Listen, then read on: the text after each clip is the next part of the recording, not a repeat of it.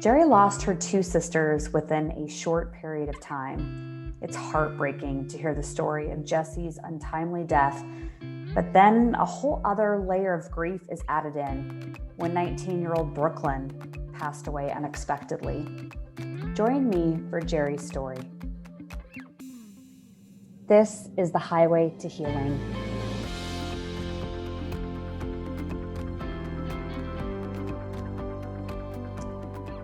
All right, GERI, you have been through tremendous loss, tremendous. And I know that this is difficult for you to talk about. I'm sure that our listeners are going to think, oh my God, how did GERI even get through this? But you lost two of your sisters. Both of them passed away, relatively close to each other in time. Can you walk us through what happened to Jesse and Brooklyn? Yeah. Well, I guess we start with Jessie since she was the first sister to pass. So January 20, actually, we just had her 5-year anniversary on the 23rd of this month, January. So January 23rd, 2016 is when she passed. I was already living in Las Vegas. So I'm from Northern California, Humboldt County, Eureka, Arcata, Fortuna area. Some people are familiar with some of those names. And I had moved to Las Vegas in 2012. And then, so 2016, my sisters had always kind of struggled with addiction issues. It was never like heroin or anything like that, that kind of took them very quickly. Jesse had only been dabbling in it, I think, within, a matter of like a month or two. It wasn't very long at all. But, we had always like worried and had concerns for both of my younger sisters. And January 19th was when I actually got the phone call that she had overdosed in my parents' house. She just got back from a trip with her boyfriend. He lived in Chico. And I think they went to San Francisco. And she was actually talking about moving in with him to Chico. And so she had came home and she had some Xanax in her system because she was like really, really afraid to fly. So she had taken a couple Xanax, for the plane. And I remember being on the phone with my mom and she was like, oh, Jessie just walked in, like just got back from her trip. Like, let me give you a call back in a little bit. So, I remember hearing Jessie come in and, talk to my mom, and my mom had, gotten off the phone with me. And I hadn't heard back for a few hours. Well, later on, this was probably around, 2 or 3 o'clock in the afternoon. Well, around 8 o'clock or so later in the evening around that night, I actually had gotten a phone call from my dad, who was very, very upset, saying that Jessie had overdosed. And I was like kind of confused because it was like just a few hours prior to that, she was getting home from a trip with her boyfriend, and I had heard her in the background, like, oh hey, I'm home, whatever. And so I was like a little confused on but he said that she came home, she had went to, I guess my parents were watching TV, and she said she was going to bed around 7:30, 8 o'clock, whatever it was. Well, I guess she had scored a little 10 20 bag of heroin or whatever, shot it up in the bedroom. And my dad said that he just had this really strange feeling. Like they were just watching TV and he's like, I just had this feeling to go check on her. And when he came into the room, she was like completely blue, and he started giving her CPR and told my mom to call the police, or 911. And so my mom did so, and he got a pulse back until the ambulance got there. And then when they got there, they did whatever they could and rushed her to the hospital. Well, as soon as I got the phone call, I was like on the next flight, back to Humboldt. And I didn't show up until, early the next morning. And when I got there, they were kind of already saying that, she had been without air for too long and that she wasn't going to make it. So almost immediately we were in the hospital for, I think 3 days. 4 days, from the 19th to the 23rd when she passed. And the doctors, I mean, I remember first getting there and the doctor pulling us all in a small room, basically explaining that like she wasn't going to make it. And we all had like, we're like, oh, they don't know her, they don't know how strong she is, like, they don't know what they're talking about, because of course you like go into immediate denial. You know what I mean? Like, this isn't happening. They don't know her. She's going to pull through. And, they had sent a neurologist in and did the test, the cotton ball on the eye and the pencil on the bottom of the foot, for certain natural reflexes that, should be showing if certain parts of her brain were active and she was going to pull through. So then, when they were basically saying, I remember being in the hospital with my family and we stayed there for those 4 days and trying to do things like, her blood was like not flowing. So her feet, they called it like foot drop. So your feet kind of go off to the side when you're not getting like proper blood circulation or something like that. So I remember like we were trying to like, like move her legs for her and move her arms for her and like play her favorite music, because they said that if you play like classical music or, all these things, that it's supposed to like help the brain. So we were just like looking up like everything that we could and like doing everything we could for her.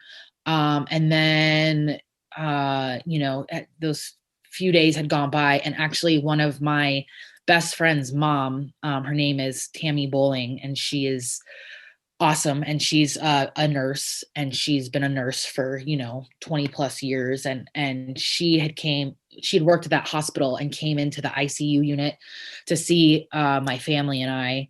And, I was just like, Tammy, like, tell me that these nurses don't know what these doctors and nurses don't know what they're talking about. Like, so she like ran a few tests on her, and I guess they brought us a fruit basket, which I guess she said, well, she's pulled me out of the room, and she said, so I'm going to tell you right now, like, that's not a good sign. When they bring in a fruit basket, at the hospital, I guess that's like an automatic sign of like, the person's not going to make it. And then, she said, I hope that in 6 months, you can look me in the face and say, you were wrong, you were wrong.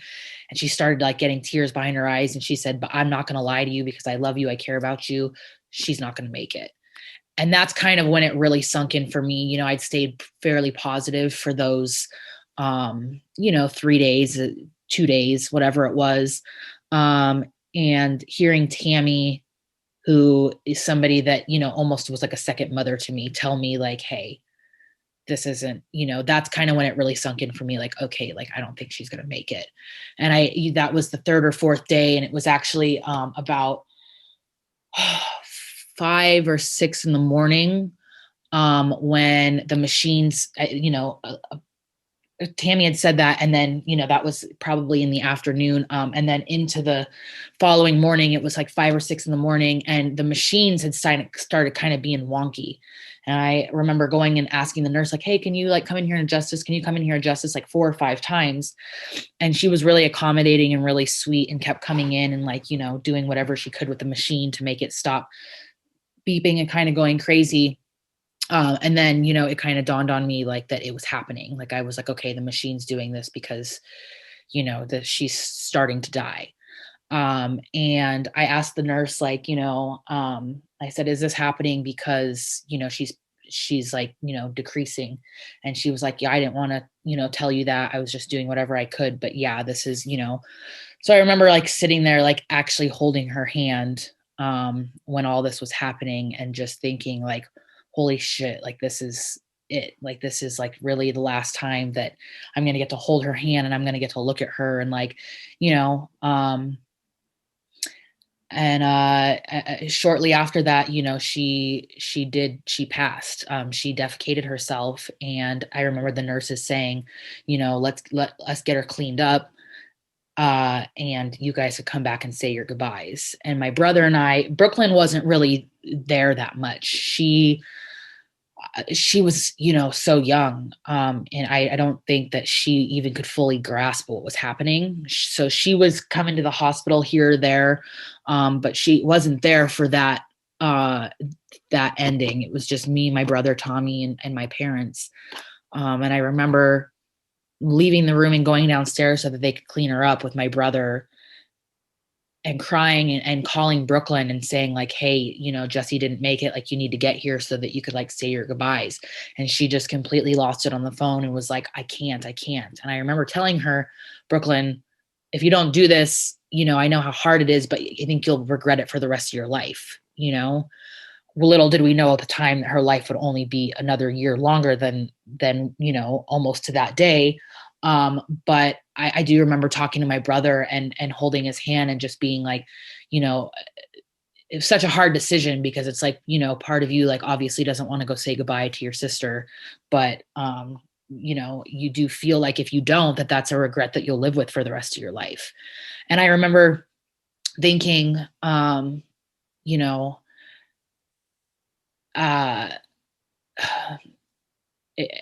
after it all happened, I remember thinking that it might be have been easier had she just passed, and we didn't have to sit there for 4 days in the hospital and watch her kind of slowly um, die. And you know, I remember thinking that, and then once we get into Brooklyn's, you know, I'll come back to that thought process and how I was like really wrong on that, because I was so glad that I got those last, you know, few days with her, even if she wasn't really present. You know, it was more of just her shell, but even being able to hold her hand and pet her hair and just tell her, you know, how much I love her was something that was so hard. And then having to go up there and say my goodbyes and kiss her cheek and just know that that was the last time I was gonna, like, you know, it was the hardest thing that I ever did in my life. But I'm glad that I was able to have those It's okay. Take your time.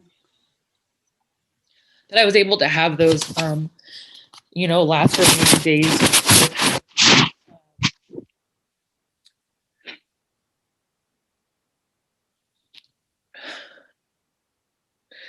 And then, you know, even after leaving the hospital, it was like, you know, that was just the beginning. You know, that was definitely a memory that I relive quite often, um, just because it was such a traumatic experience. You know, it's not something that I don't think about literally every day of my life. Um, that's just a thought that'll never go away. That'll just, you know, vividly replay in my brain until the day I die. You know, but after that, we went home, and I remember, you know, there was so many things on Facebook because people had been coming by the hospital for, you know, those few days, and so everybody knew about it. And I come from, it's Humboldt, it's a very, very small town, so everybody knows everybody. And you know, my sisters were very beautiful, very wild, very, you know, carefree, very, like, everybody very much knew who they were. You know, the Martini family was very well known. Um, and so that news spread like wildfire. And I remember having to, you know, uh, say something, and then having to kind of take the reins, because I couldn't expect my parents to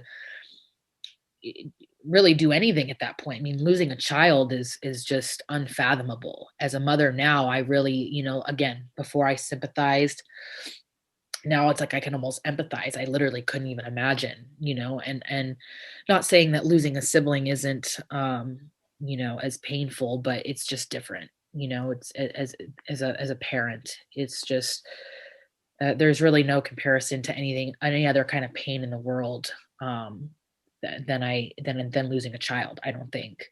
You know, that's just it's so unnatural, and it's so um just unfair, you know. And so I kind of took the reins with everything, and my brother was like my right hand man, and we had to get everything, you know, the memorial and everything planned out. So we did that, and the whole experience was really seems so surreal. It's just almost like a dream, and a nightmare, really, not so much a dream. And so after that, my parents decided that they didn't really want to live in Humboldt County anymore, and they were talking about moving to Vegas. Actually, the December they came and visited, December of 2015, excuse me, November of 2015, just a few months before Jesse passed. They came out to Las Vegas to visit me, and we're kind of talking about moving out here. And then, it was talked about briefly. Christmas came and went, and then Jesse passed. So, they had kind of decided that they didn't want to stay in Humboldt anymore, and they wanted to move to Las Vegas. So on top of her memorial, I was also looking for someone to rent their home that they own in California, and then also looking for them for a house to rent out here. So that was another responsibility that I had taken on to try to help my family. And so we got the memorial situated, got the move situated, and my parents moved out here in April, beginning of April of 2016. So just a few months after Jesse had passed. And Brooklyn did not want to come out here at first. She had a boyfriend up in Humboldt that she was kind of on and off again with, and she wasn't looking to move. And then I guess they got in their final and last fight, and that's when she decided that she wanted to come here with my parents. Do you want me to just keep roll right into? Yeah, I mean, obviously traumatic losing your sister to a drug overdose, and then about a year later, your other younger sister passes away, very similar fashion. So, can you walk listeners through what happened to your other sister? Definitely. So I will just say about Jessie too. So she was, since you did mention that they were young, if people are wondering how old she was 22, would have been 23 in March. So January is when she passed. She would have been 23 in March. We were 14 months apart. So I was only about 20. I just turned 24.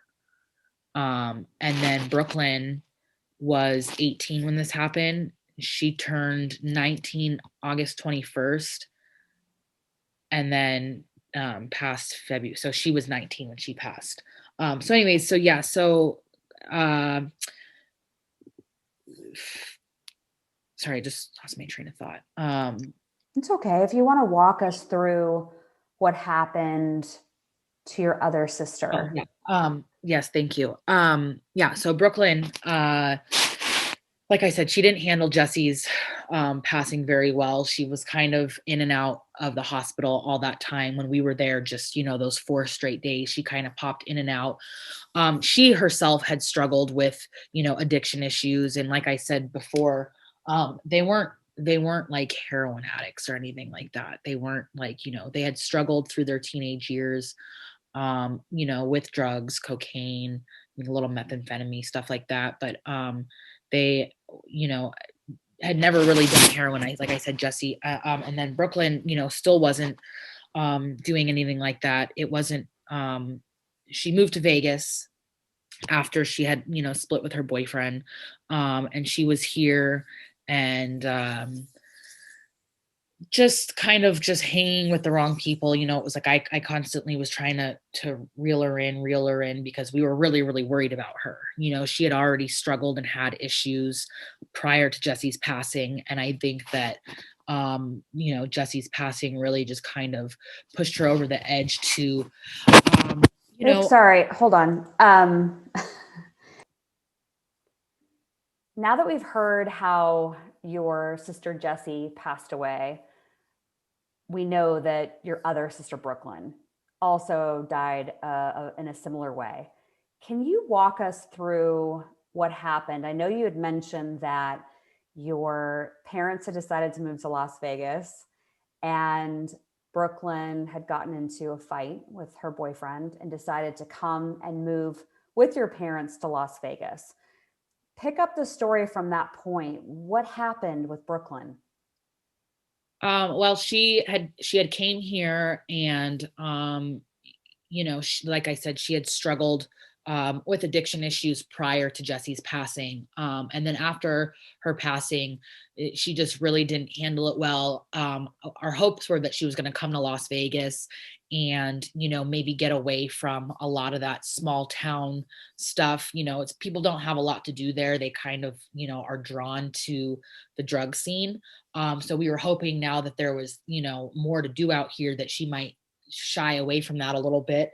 And I did try to, take her out with me and, you know, try to just put her around some decent people and show her that, you could still have fun. You could have a couple drinks and, you could still have fun without all of that stuff. And most of the people that she was hanging around with, like, those aren't your friends. Like, anybody that's going to get you high on meth or anything like that are not your friends. So I was kind of trying to, we all were just trying to keep her reeled in. And ultimately she kind of found herself hanging out with, the wrong people. It was like, I remember being at a show with my parents and her, and we all went to, it was my friend's band playing, and we're having a good time and we were having a couple drinks. And then she's like, oh, we're in the middle of a casino. And she's like, oh, I'm going to go hang out with my friend, so and so. And we were like, well, why do you need to leave? And we knew this person, he was like a married man that was, had a drug, he was clearly on, meth is what my assumption would have been. And it was just, it was like, why do you want it? You're having a good time with, your parents and your sister, and we're watching some live music and we're having a good time. And she just wanted to go off with, these just terrible people, it was just not a good situation for her to be in, but that's what she was, drawn to and always wanted to go to. And then, shortly after that, months had gone by and she had kind of gone back and forth with that. And then she decided, January, that she was going to go back up to Humboldt. Her excuse was, she had needed to get a social security card and a license and stuff like that. And, my mom had been trying to help her get that for months. And then she was like, oh, well, I'm going to go up to Humboldt because, I need to get this and I need to get that. And my mom was like, you can do all that here, but from the sounds of it, she was just trying to get back up there. And so she had met a friend and had him drive her up there, which is like a 12-hour drive. And she had met a friend here, and had him drive her up there. And, my mom asked him, like, please don't leave her up there. And he was like, I won't leave her, I'll make sure she comes back. And we just had like a bad feeling about her even going up there. She was so persistent to get up there. And it was just kind of like, it was very worrisome. And my mom just asked him to please make sure that she came back home. She was a very determined, headstrong young woman. She could be very manipulative when she wanted to get her way and things. She had got her right up there and then ditched this person, and it was really, anybody that knew my sister knew that there was, it wasn't this man's fault that he couldn't get her to come home. You know what I mean? She was like, she had used what she needed from him, which was to get a ride up there. And then that was like kind of it. Like, she was just like, was up there. Nobody had heard from her, for about a week. And, he had to come back to Las Vegas. And then it was kind of like that whole month of January was just a really frightening time. We had a lot of people contacting us from Humboldt saying like, hey, we've seen Brooklyn. She's not looking so good. She's doing this, she's doing that. We had even had an incident where I guess she had stolen a car at a gas station. And somebody was like, called my mom and said, hey, Brooklyn took off with our car at the Shell gas station. We don't want to press charges. We just want the car back. And we were trying to get a hold of her to tell her to bring the car back. And nobody could get a hold of her. So finally, she had called, she had won some money and called. And, the gentleman that brought her up there. I don't want to say names just in case, he doesn't want to. But she had reached out for money to him, and my mom was like, "Can you please just get her on the phone?" And so he said, "The only way I'm going to give you this money is if you call your mom." And she had called my mom, and was just very angry and very upset, and was like, I want the fucking money. I want this. And my mom was like, "Brooklyn, please. We're so worried about you." And this was going on for almost the whole month of January, that we were, extremely worried about her. And hearing things, her best friend had called us and said, she was crying and said, "I'm really, really worried about Brooklyn. Like, I seen her and she looked this way and sounded this way. And, I'm really concerned." Nobody could really get a hold of her. So then when she did get that phone call, my mom did get that phone call. She said, "Brooklyn, please just come home. Please just come home." And she was just, she said, "Las Vegas is not my home. Las Vegas is not my home." And got the money. And then, come February 7th is when she passed. We got a phone call from Officer Taylor, who is one of the policemen in Fortuna, where we're in Humboldt, where we're from. And I guess he called my dad because he had arrived on the scene where she had overdosed, which was in the garage of just this known heroin dealer, drug addict person. And he arrived and tried to, I guess, do CPR, and she was already gone. So he called my dad and told him, and I got a phone call. At this time I was working swing shifts at a local bar. So I had, wouldn't get off till about midnight, and usually wouldn't go to bed till around 2 or 3 in the morning. And I had fallen asleep, and my phone was ringing, just blowing up. And I remember waking up around 7 in the morning and seeing that I had, 15 missed calls from my dad, text messages from my brother.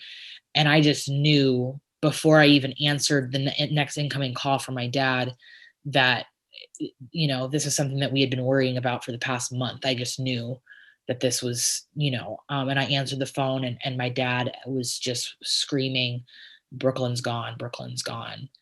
And I lost it. I remember falling out of my bed and actually just screaming, to the point where two of the 3 roommates that I lived with at the time came running into the bedroom, and they already knew too. They were close friends of mine. They knew that what we had been dealing with the past month to try to get her, back to Las Vegas, trying to find her, trying to locate her. And I was just screaming, and they just kind of wrapped their arms around me on the ground and just held me. And I really just couldn't believe that, this was happening again. The first time it happens, you just think that this is so unreal, that this can't be happening, that, the second time it happens, it's just, euphoric. It's just like unknown. It's just, there's no, there's no words to even explain. It still baffles me 4 and 5 years later. I still just think I'm in disbelief. I'm in complete disbelief that this could happen twice to a family. I can't even begin to fathom what you and your family have been through. You've shared with me a little bit about your grieving process. One being looking through old photos and just allowing the tears to come out. You've also mentioned the Facebook group, the Siblings Left Behind, that you participate in. Is there anybody listening right now that has been through grief, or maybe they're in it right now? Maybe somebody that is either a friend or a family member has recently passed away, or they suspect that it's coming soon.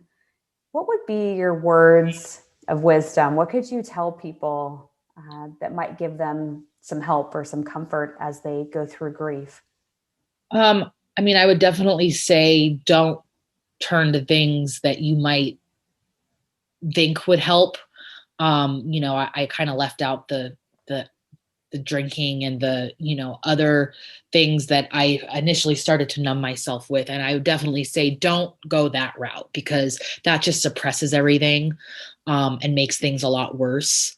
I would definitely say, therapy is not a bad thing. It's okay to not be okay. Definitely, uh, crying is healthy. Crying is helpful. That you want to be strong and you want to be, for yourself and for your loved ones. And, so you think that you don't want to bring something up because you don't want to upset that other person. um, uh, all of that is no good. You definitely want to, talk as much about them and keep them alive through your memories and other people's memories. And, I love looking at photos or videos. I was fortunate enough to have lots of videos of them where I can always remember their voices because I know some people that have lost people that are very close and important to them, before we had all this technology. And, a lot of people say, I just don't ever want to forget their voice. And I feel very fortunate that I have their voices, that I can always go back. And most of the time it's too tender and too hard to do, but I do allow myself, a few days out of the month to, go back and really reminisce and really go down memory lane and look at videos and look at pictures. And, I have memory boxes full of stuff from, when we were kids. And, Brooklyn made me this picture, and she was only, 5 years old when she made it. And she spelt my name Geir instead of Geri. And she had taken little, like beads and spelt my name out with them. And, so it's just, I mean, I have so many drawings and just so many memories of them that I really just like to reminisce on. And I don't ever want to forget, you know, it's not as easy to forget when the stuff is so fresh, but as time goes on, you do, you never forget, but you do, I don't even know what a good word would be for it, but it becomes more distant. And I don't know if that makes sense, because it's not that you ever would forget these people or, anything like that, but it's just life does go on, and memories do get a little bit foggier or a little bit more unclear. And, at 4 and 5 years, I'm not, quite there yet, but, this is only, the time's only going to get greater, where I'm without them. And, one day I'll be without them longer than I was with them, which is a huge, huge fear of mine. Um, and I would imagine that memories would get a little distorted, and, um, I might forget the sound of their voice, but like I said, I'm very fortunate to have so many great pictures and videos and, memorabilia that I can. So I would say definitely, just utilize all those, is a huge help through the grieving process, and lean on people that care about you. Don't close yourself out.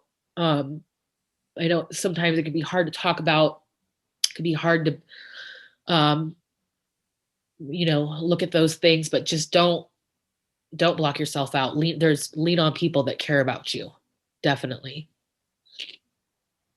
I believe that your sisters are around you, and I know that they love you very much, and I'm sure they're proud of you for speaking up and sharing your story. Do you talk to them? What do you say? I do. um I talk to them all the time. um mostly good things, but I am very angry with them as well, which is okay. It's okay to be angry.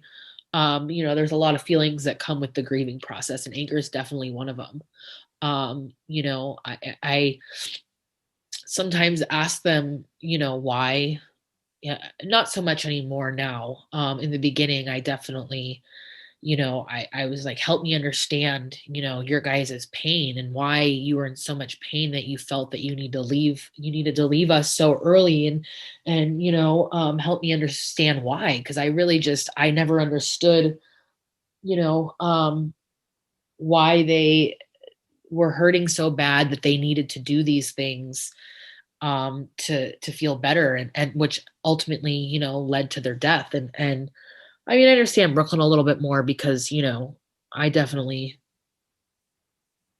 felt like I didn't want to be here many times after losing Jessie, and so I know that's how she felt, and then obviously losing her as well, it makes it difficult. So I just asked them why, and I always ask them to give me little signs, and I get little signs every day, of their presence. And I tell them how much I love them, and I know what amazing aunts they would be to Oliver, and I ask them to just give as much love to my mom as possible, because she just watching her on a daily basis without them is difficult. So I just really ask them to lay their hands and their hearts on her, and look over her, and just kind of give us signs that they're still here with us. I appreciate your vulnerability and sharing the story of Jessie and Brooklyn today. I'm thrilled that they send you signs. I can feel their energy around, and I know that this wasn't easy for you, but I trust that by you sharing part of your life with my audience today, that they will find pieces of their own story within yours. And your tips on how to get through some of those hard times, I think, are going to be well received. So I just wanted to extend my gratitude to you, GERI, and thank you for being a part of today's episode. Thank you so much for having me. I really appreciate it. Absolutely.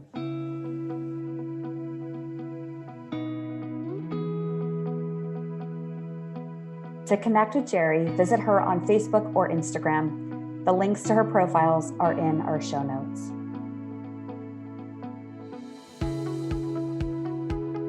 Stories like this one are important to tell. It reminds us that even during the darkest times, we can always find light. We can always choose faith over fear. For exclusive content, please join my Spark Plug members-only community and apply to be a guest on this show. Find out more at spiritandspark.com.